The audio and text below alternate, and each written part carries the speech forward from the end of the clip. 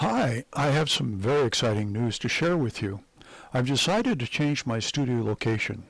I've lived in this garage-type studio for about 10 years, and it's worked well.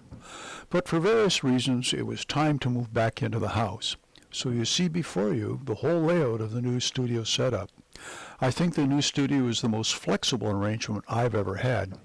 Let me show you the three production areas of this new studio.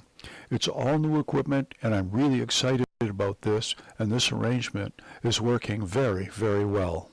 The studio is arranged in an open horseshoe. Left side is my computer system. This is where I keep the files to edit YouTube videos, check and write scripts, view emails, and browse the internet. This area is one of the three workhorses of the studio. I will provide a description of the furniture used here in a future video.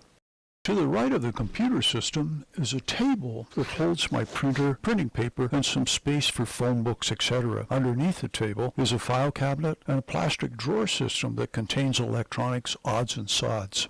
To the right of the table is where I have my drawing board and overhead camera arrangement. Again, this work area will be described in detail in another video. Look for links in the description.